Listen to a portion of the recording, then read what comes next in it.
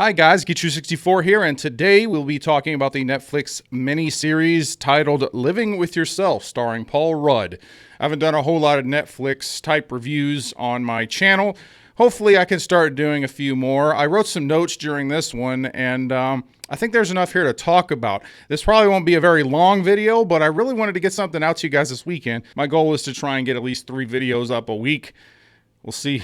We'll see how that goes. I'm currently working on a very big project. Should be completed here in the next couple days, so maybe Tuesday for that one. But this is about Netflix. This is about living with yourself. This is about Ant-Man. I mean, Paul Rudd. Hope you guys are ready for the truth. Oh, geek. True. 64. Geek. Truth. Geek. True.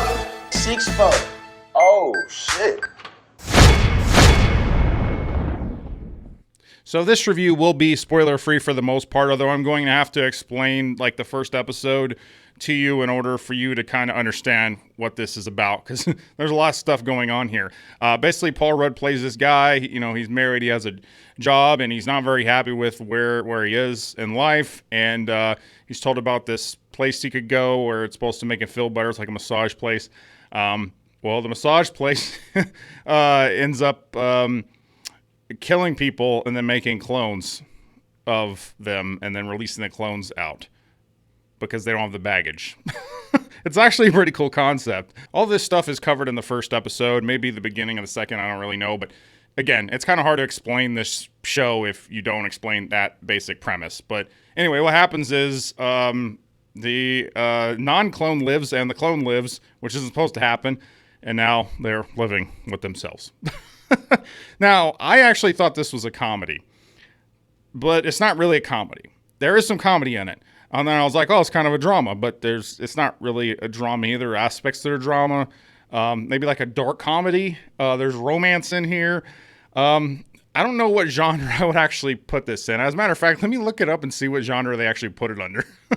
All right, so apparently it actually is a comedy.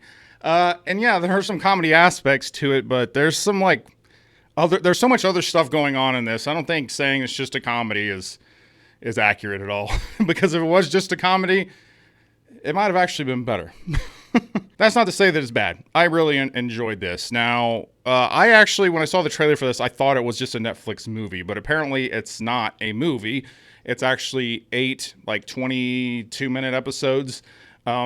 So you can shoot through it really quick. I actually binged it all in one night because I just started watching it, and they move by pretty quick. So the pacing throughout all the episodes goes pretty quick. But also, like I said, the genres shift from episode to episode, and the perspectives change, especially in the early parts where you have one episode where you're focusing on the outlook of what the clone is seeing, one outlook on what the non-clone is seeing, and kind of how they overlap some from episode to episode. And that was a really cool concept. I like that. It kind of faded away a little bit because you can't really keep that up for the whole miniseries. But, I mean, that was a really cool idea. The whole idea of this show is really cool.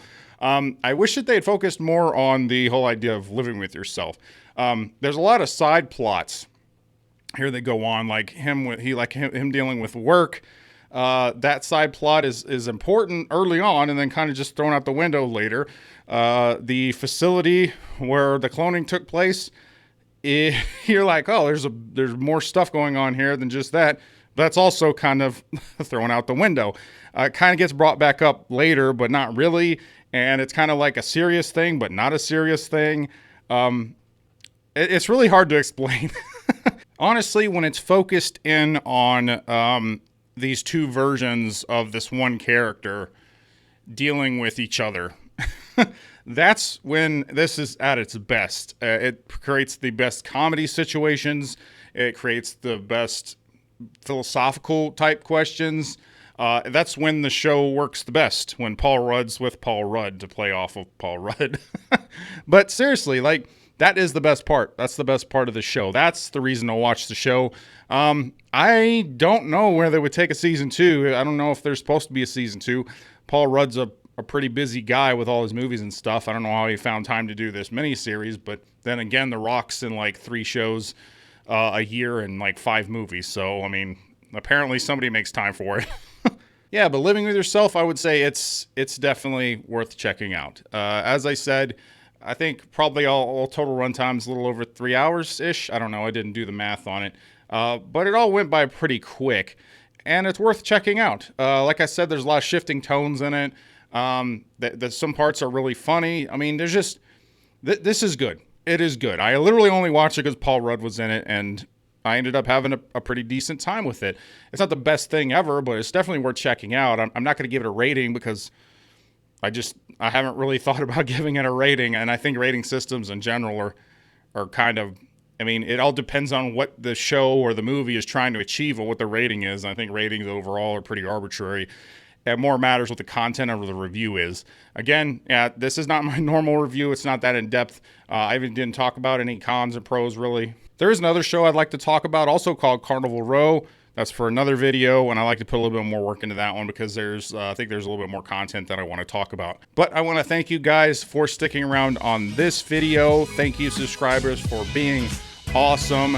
If you like this video, please like, comment, subscribe, share it, do all the YouTube stuff, or don't. I'm not a beggar. I'm Geek264, and I always tell you the truth.